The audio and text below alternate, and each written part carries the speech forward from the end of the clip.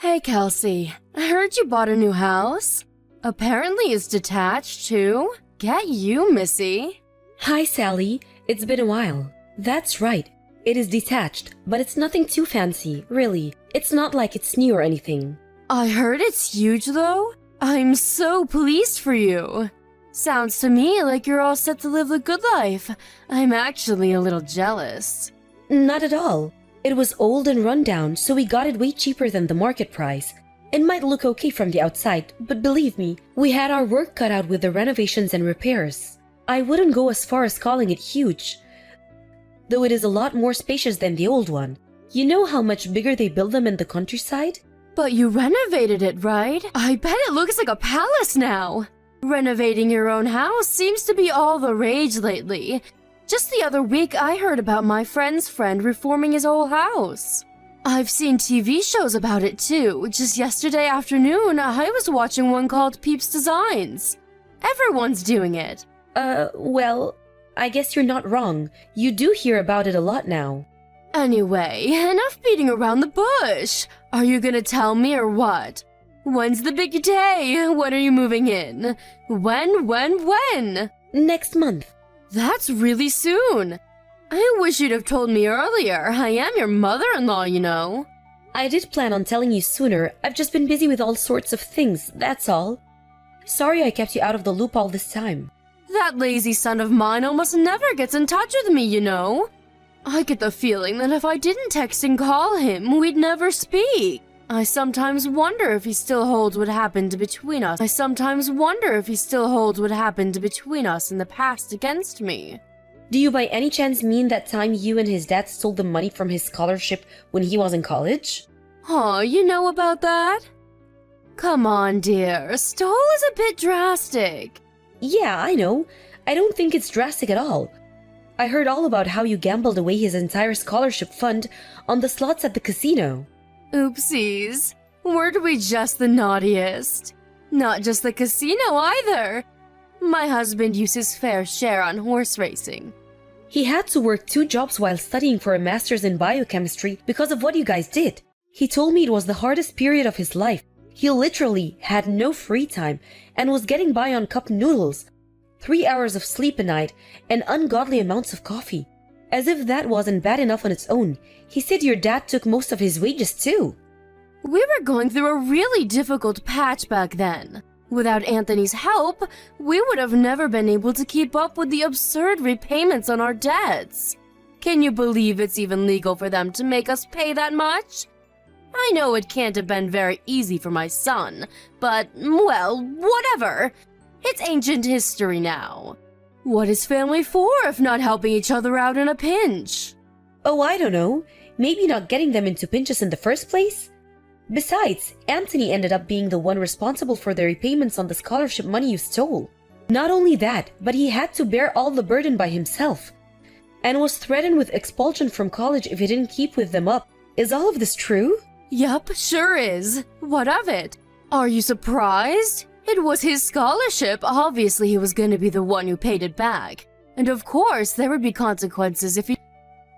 Besides, it's not like we spent all of it. He had plenty left to use as he saw fit. It's an undeniable fact that some of it got spent on college stuff and living costs, you know. Books, stationery, food, and of the like. Of course he should pay it back. He signed the documents, so he has a duty. I just can't shake the feeling that his share of the burden was disproportionate with how much he actually got to spend on the stuff the scholarship was intended for in the first place. What exactly is the problem here? It all worked out in the end. He's working for a major global company now, right? Not only that, but you're rich enough to be able to afford a huge detachable house in the countryside, so things can't be all that bad. A few measly repayments on his scholarship are hardly gonna break the bank. This is hardly as dramatic as you're making it out to be. Most importantly, he agreed to do it. It's not like we did anything behind his back. I see. Anyway, forget that. This is old news, and we have much more important matters to discuss. Which reminds me, there was something I wanted to talk to you about. Something important? Yes, very, very important. Me and my husband have decided to move in with you both in your new house. Which means we'll be seeing you next month, Kelsey, my dear. Excuse me? Is my phone broken? Am I reading this right? You're moving in with us? You certainly are. You didn't think you were gonna be able to buy a big luxurious house like that and not share it with your beloved in-laws, did you? Let's be real here, that place is far too big for just... You'd be bored and lonely without us. It just so happens that me and my husband have been wanting to live in a big old house in the country for years now. It even has a yard, doesn't it? I'm so excited. I have all sorts of ornaments to decorate the lawn with. We couldn't believe it when we heard the news. The timing was so good anyone would think it was fate. Whoa, whoa, whoa! Just slow down a second, Sally. You can't just invite yourself to live with me and Anthony all of a sudden. Have you even mentioned it to him yet? Because this is the first time I've heard of it. Don't worry about him. He's always been a mommy's boy. He'll be over the moon when he finds out he's going to be able to see me every single day. He always was such a good, obedient child, and he's no different now. But still, it's not fair of you to spring this on us like this. That house was supposed to be for me and him to live in. We do have circumstances of our own, you know. What makes you think we're in any position to accommodate you? Circumstances? What kind of circumstances? Anthony's suffering with an illness. We found out a couple of days ago. He has cancer. What? Cancer? To get hit with a bombshell like that right before moving into our new place. We haven't come to terms with it yet and our heads are a mess. He hasn't started chemotherapy yet, but the doctors say things could get rough. We have a lot of preparing to do for the fight ahead. That's why we're simply not in any position to consider having you move in with us right now. On the contrary, all the more reason for us to move in with you. Let me help you nurse him back to health. This just settles it. We absolutely have to come now. It's times like this that family needs to pull together to be there for one another. No, it's fine, really. I can take care of things myself. The bottom line here is that we're in no position to take you in. Are you listening to me? It's not happening. I'm listening to you, but have you heard yourself? What you're saying is ridiculous. Why would you put all that pressure on yourself when there's someone offering to help you? Who are you, super nurse? What if you get sick too? What good is a convalescent bedridden mess to my poor son? Even if I just stick to housework, the burden on you would be a damn sight easier to deal with. Picture it, it's the ideal situation. I deal with everything around the house while you focus solely on nursing my boy back to health. Sure, it would be nice to be able to give him my undivided attention. Right? I'm glad you're coming around to my way of thinking, sweetie. I always knew you had a good head on your shoulders. Leave it to me. Let's all live together as one big happy family. Sally? What on earth is going on here? The house looks like a bomb site.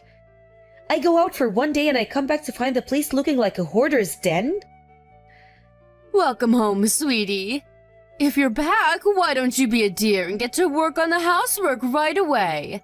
The kitchen's dirty. How about you do something yourself for a change? Not only that, but you need to stop forcing Anthony to drive you places. He's going through the worst phase of the side effects right now.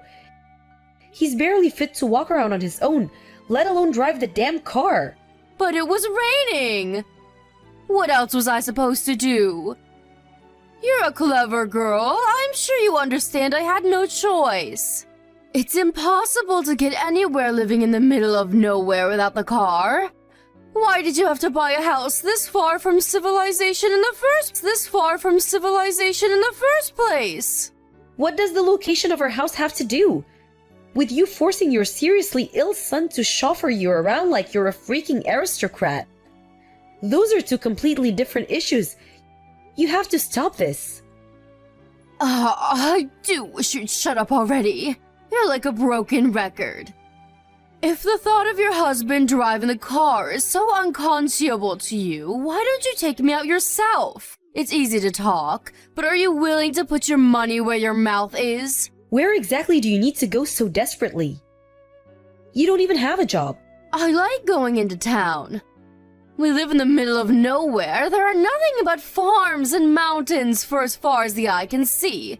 I'd go senile sitting around the house all day. The only reason I get Anthony to take me places is because you're nowhere to be seen. He could rest more if you weren't so unavailable. Why do you think I'm not available? I do have a job. You know, my husband is in no fit to work, let alone drive a car. I'm working for both of us to make up for the hit we took with him. Having to take time off work. And we highly appreciate your efforts, sweetie. I assure you. That reminds me, I ran out of money again this week. Can I have another $400? Excuse me? Wow, are you saying you spent the money I gave you already? I only gave it to you 3 days ago. Oh, please, Kelsey, did you really expect that to last me more than 5 minutes? It was pocket change. I lost it all in the slots of the casino. You blew the money I gave you to get on by the slots? Oh my god, Sally, has your husband been going to the casino with you too? Who knows? He's probably walking around the streets with a can of beer in one hand and a cigarette in the other. Seen him in 3 days. He's probably loitering in an alley somewhere, making people uncomfortable for all I know. I didn't want to have to say this to you, but you guys are spending too much money. I don't care if you're my in-laws. Wrong is wrong and this can't go on. We live together, for crying out loud. Would it kill you to have a little more consideration for me and your son? What's the problem?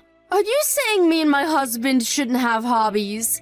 If you're gonna be like that, I'll just ask Anthony instead. My darling boy. I know I can always count on him to look out for me.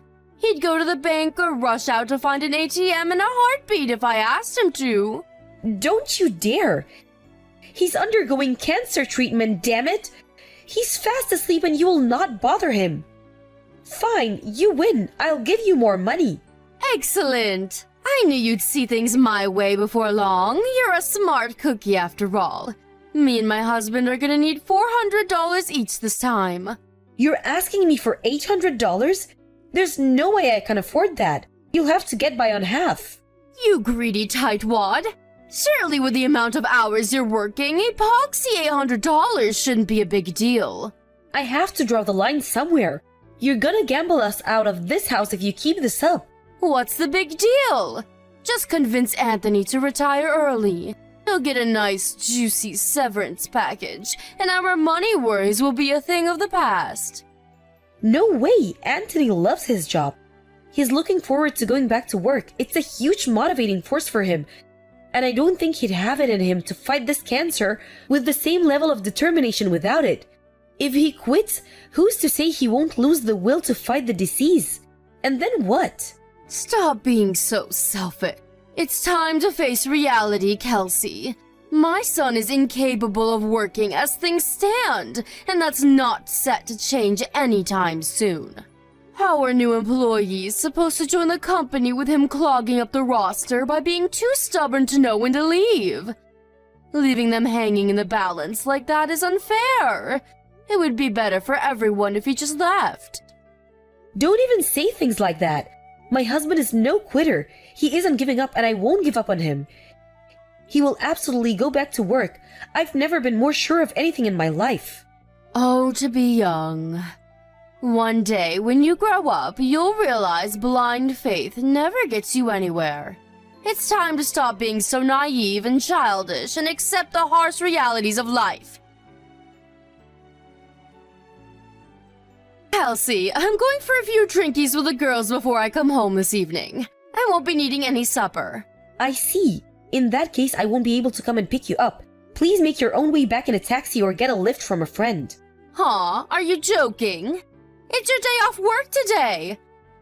Are you telling me you'd rather laze around on your butt eating potato chips than give your elderly mother a lift home?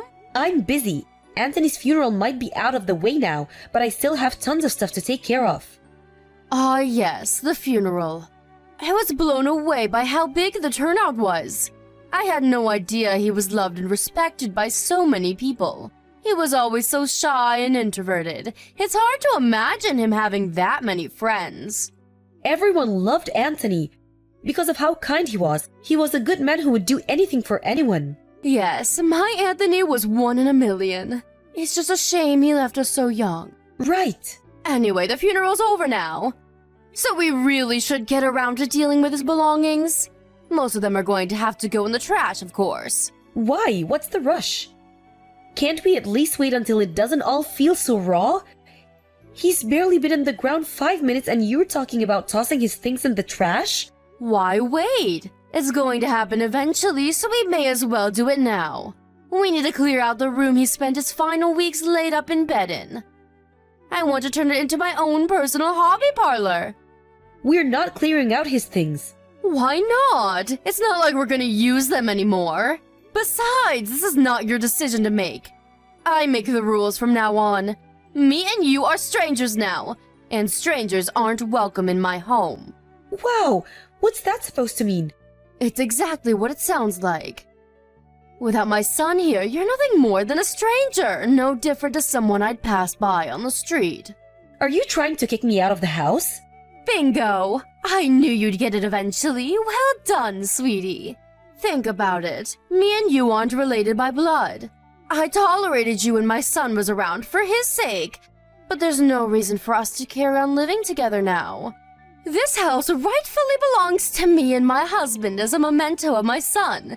You're trespassing, so get out. Wow, so that's what you really think of me, huh? I see. You know what? You're right. Strangers don't have any right to live in other people's house. I'll make the necessary moving preparations immediately. I'm so pleased you didn't make this any harder than it needs to be. Make it quick. Understood. I agree. The quicker we get this over with, the better. Okay, that settles in.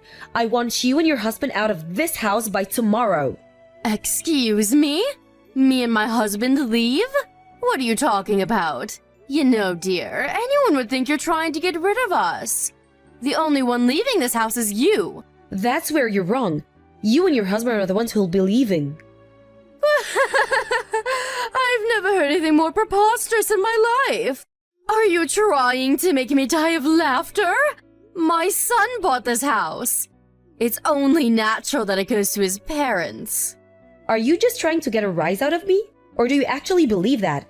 I was Anthony's wife, which means I'm first in line to inherit his assets. I'm the owner of this house. I want you to know that I had no intention of doing this before you tried booting me out. But you forced my hand. I want you and your husband gone by tomorrow evening, and that's final. How could you? My son would be turning in his grave if he could hear you right now. He'd never allow this.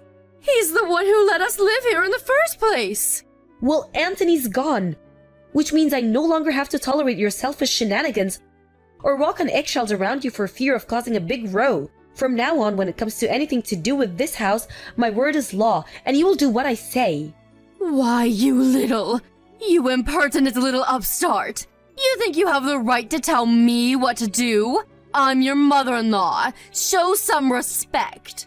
If you get cocky with me, it'll be the last thing you do. I promise you that. It'll be the last thing you do. I promise you that, little girl. You might not have realized this before because of how much I was holding back for Anthony's sake, but me and him are completely different. I have no intention of blindly obeying the irrational commands of a selfish, domineering, control freak with delusions of grandeur. You have no authority over me, Sally. But you did everything I told you up until now. Why are you— I was so obedient all this time was for my husband's sake. He was in a bad enough way as it was with the cancer and the chemotherapy. The last thing he needed was me and you at each other's throats all the time. He was bedridden, for crying out loud. Think about that. How would you feel if you were gravely ill and surrounded by an atmosphere of conflict and hatred 24/7? I wasn't obeying you. I was merely tolerating you. Does that mean it's okay to disrespect his wishes now just because he's gone? I'm not disrespecting anything. The last thing Anthony would want is for me to be unhappy. And that's one thing that's guaranteed as long as you're around. Get out of this house as soon as possible. I'm prepared to take legal measures if you refuse. Legal measures? Don't be so dramatic, dear. If there's any doubt in your mind as to whom the rightful owner of this house is, then I'm willing to take the necessary steps to prove it to you once and for all. If there's a brain somewhere in that head of yours to stand on and disappear from my life forever. Come on, Kelsey. This is going too far and you know it. The idea of lawyers and judges is so unpleasant to you that I suggest you get out of this house because I'm 100% serious. We can do this the easy way or the hard way. Just know that one of them involves you going to court. Both scenarios involve you and your husband getting out of this house, so you may as well make it quick. Ugh, fine. Look, if you do insist on kicking us out, can you at least give us more time? Tomorrow is too soon. It's just too soon. We need more time to get our things together and find somewhere else to go. Surely you're not evil enough to force your elderly in-laws to live on the streets. Try me. Who knows? Maybe I really am that evil. Look, Kelsey, I understand you're stressed, and based on what you said, I get the feeling that over a year's worth of stress, upset, and dissatisfaction are coming to the surface in one big violent eruption right now. I get it, I do. But if we have to leave, we need to make some preparations first. Please, can we have a little more time? This is probably just a ploy. You think if you can drag out your stay a little longer, I'll calm down and change my mind, don't you? I'm beyond sick and tired of your lies. I was opposed to you moving in with us in the first place, but you sweet-talked me by promising to help with housework and looking after Anthony. That help never materialized, did it? To the contrary, you used the two of us as your personal slaves, butlers, and chauffeurs, paying no mind whatsoever to the fact that your own son was terminally ill. To think you actually forced your son, who was barely capable of walking, to drive you to your friend's house so you could eat cakes and drink coffee with your friends three times in the same week? First things first, the only reason I couldn't help with looking after Anthony in the housework was because I've had a bad back lately. I wanted to help you more than anything. Truly I did, but I was in so much pain. You were well enough to gamble on the slots at the casino all day. You should have been more than capable of lending us a helping hand every now and then. But no, it was nothing but excuses, and more excuses. You were the lady of the manor and we were your servants. I'm so fed up with you. Even this conversation is too much. Every message you send drains a little more of my energy. I want you out of my life. Can't you see how dramatic you're being? Can we at least have more time? Please, let's just put the brakes on all of this for a little while longer. I'm begging you. There will be no deferments. I've been deferring the whole time we'll live together. I'm done putting up with your crap. What the devil is going on? Why is all of our stuff piled up outside in the yard? I told you yesterday you were to be gone by tonight. Read through the chat logs if you're struggling. I also made it clear there would be no deferments. Are you serious? You actually intend to kick us out onto the streets? How many times do I have to tell you? I'm not as soft as Anthony was. Besides, you said it yourself. We're strangers, right? Even so, that doesn't justify taking such extreme measures. You've crossed the line. My son would be so disappointed with you. Nope, actually, I don't think you could be more wrong. In fact, this is actually what Anthony wanted. Everything that's happening right now is happening with his approval. How the hell is that even possible? My son is dead. He told me before he passed, of course. He apologized for the inhuman amounts of stress I had to endure as a result letting you two move in with us. He broke down and apologized profusely in floods of tears. Then he told me that he wanted me to cut all ties with you once he was gone. Wait, what? There's no way my darling boy would ever say such a thing about his own mother. To the contrary, he made it very clear. There's no doubt about it. He was racked with guilt and regret over letting you live with us and wanted to make up for it at all costs, which he still could. He even put it into writing. He must have known you wouldn't believe me and would try pulling every trick in the book to escape your fate. No way. How could he do this? That boy used to do whatever I told him to. Tell me, Sally, why do you think he did whatever you told you? Why do you think he went along with your absurd demands? Why do you think he tolerated your god-awful behavior for so long? Don't you think it's a little odd? He didn't think the things I asked him to do were absurd. He was just a good boy with nothing but love and respect for his mother, plain and simple. Interesting. How do you explain him calling you a toxic parent then? He was fully aware you were exploiting him. Plus, causing me stress and suffering was the last thing he wanted to do, which is why he did consider saying no and refusing to let you live with us. Huh? But he gave in and accepted it by the end. Why do you think that might be? I didn't understand it all the time. If my parents were as toxic as you, I'd have to cut them out of my life a long time ago. Sure, you might struggle to get by now. You're officially homeless. But that's not my problem. Why, you ask? Why? Because my son was kind and caring. You and him couldn't have been any more different, you evil witch. Bingo! No matter what selfish, manipulative scumbags you are, you were his parents and he loved you. But one thing's for sure, he was the only person on this planet who was capable of that. Your single protector and ally is now gone. Are you going somewhere with this? What exactly is your point? You're pretty dense, huh? My point is, there's not a single person left in the world who loves you and your waste of space husband. Let's face it, you don't even love each other, do you?